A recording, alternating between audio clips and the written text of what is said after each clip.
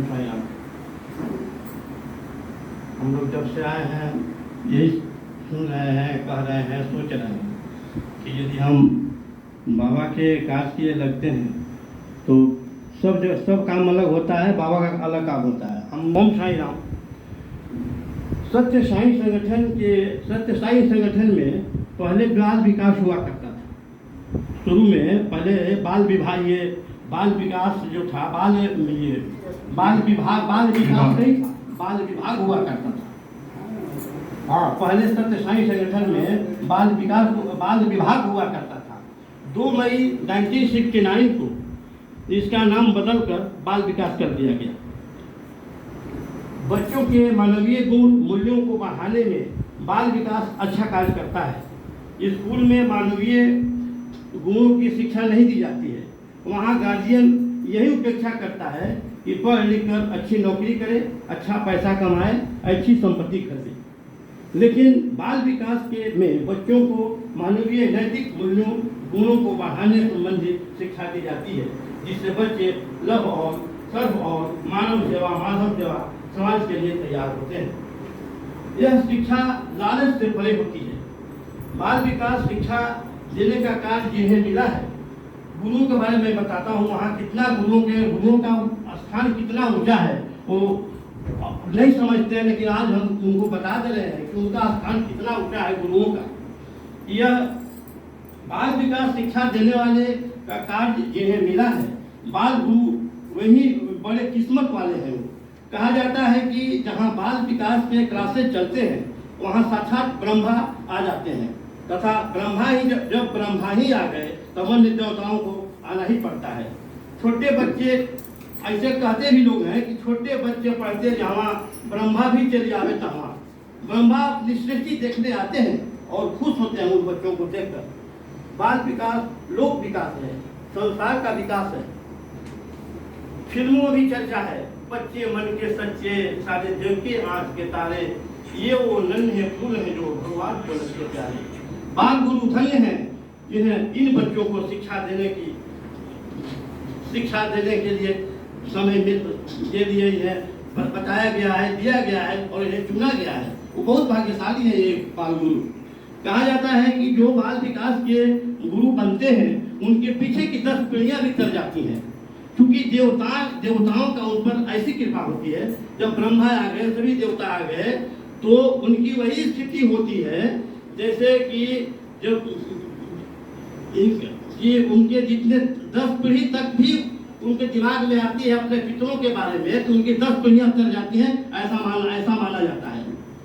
देश समाज तभी अच्छा होगा जब देश के नौनिहाल अच्छे होंगे। बच्चे कच्चे बांस की बाती छड़ी की तरह होते हैं, जैसा हम चाहें जिधर उन्हें चाहे मोड़ सकते हैं। बच्चे घर से खराब नहीं निकलते हैं, बाहर ही हवा के रहन सहन में अच्छा या गलत बनते हैं।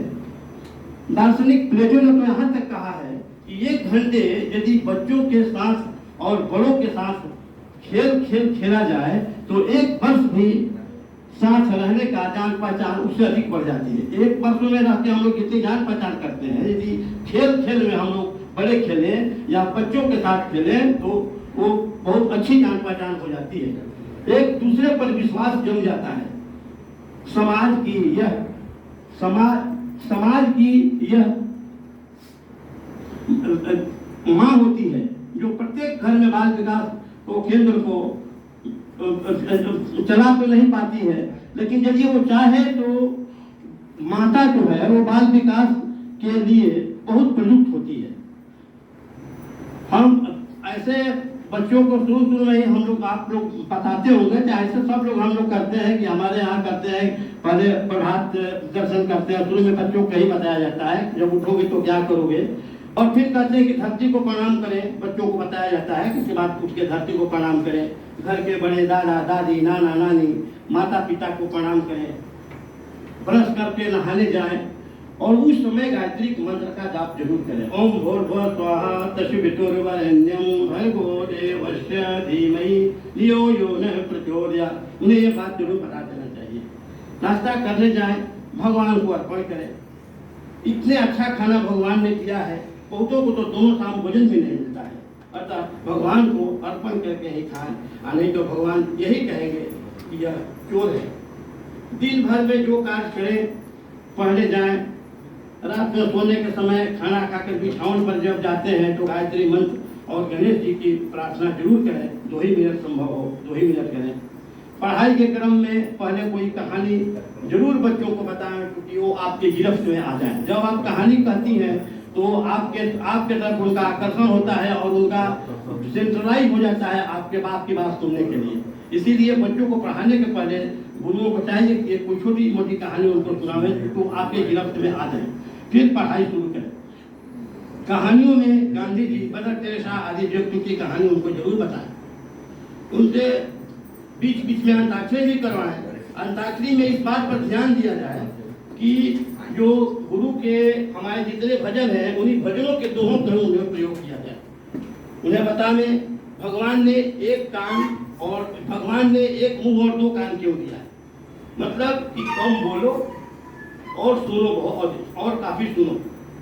ध्यान देना है बच्चे कैसे बोल्ड बने, आज्ञाकारी कैसे बने, कैसे निडर बने, उनमें कॉन्फिडेंस कैसे आवे।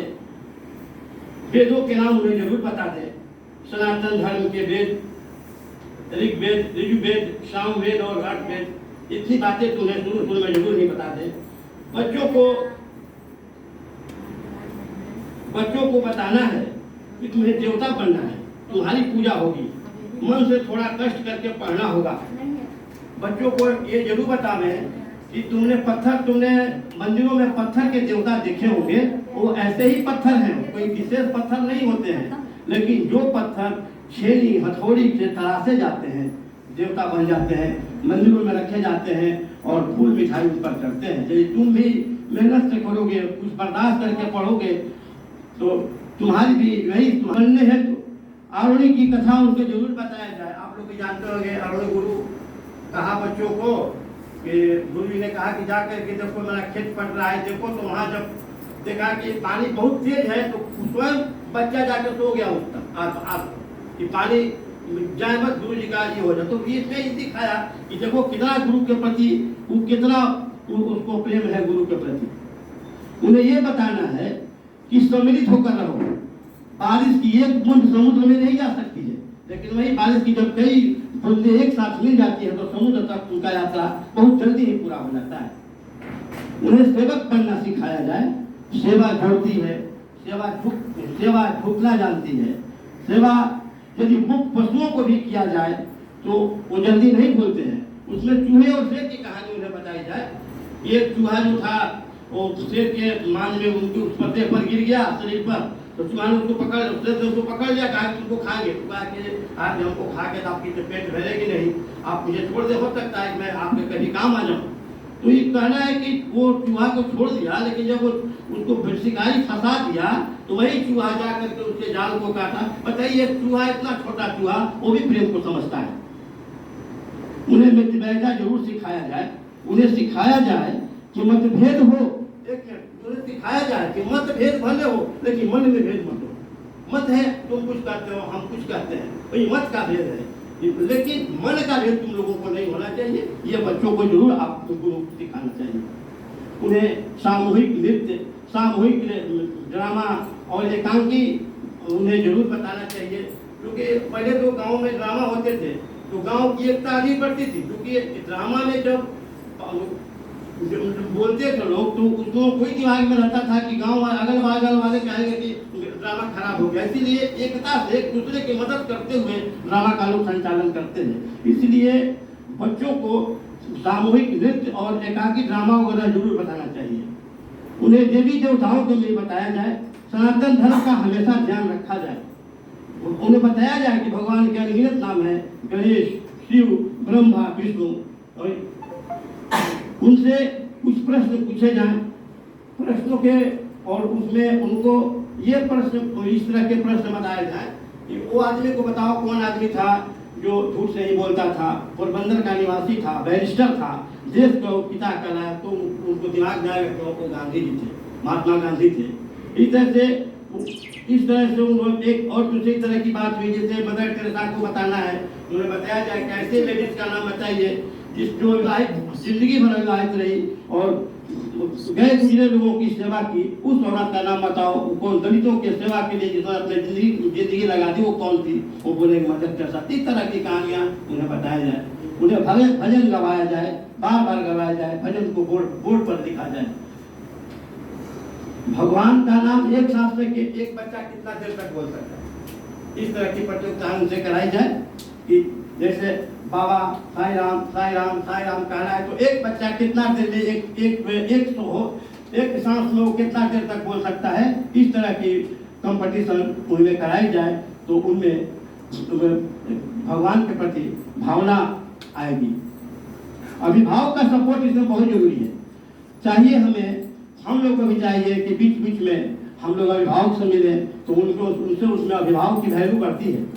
माता पिता से गुरु का संपर्क बहुत ही जरूरी है। उन्हें यदि संभव हो तो उन्हें यही बताया जाए कि एक दिन मौन रखने का भी उन्हें हो सके तो एक दिन वो मौन रख सके। यदि हम लोगों को भी हो सके तो एक दिन मौन रखना चाहिए।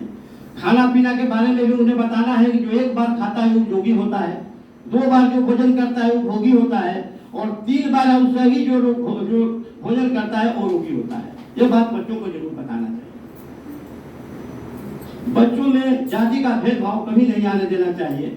सत्य साई संगठन एक ऐसा संगठन है जिसमें एक ही छत के नीचे बैठकर हिंदू मुसलमान, हिंदू ईसाई, सिख सब एक साथ बैठ के साधना करते हैं। ये बात उन्हें जरूर बताना चाहिए।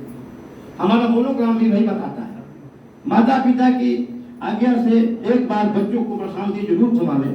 ये बाबा जो बोल रहे थे हमारे, उसमें उनका ये भी कहना था कि जिस लड़की की शादी नहीं हुई है कम से कम उस लड़की को एक बार प्रशांति जरूर घुमाना चाहिए, क्योंकि उनको समझ में आता है कि जब हम एक दूसरे की सेवा इतना करते हैं तो हम अपने अपने सास ससुर को हम कैसे छोड़ सकते हैं।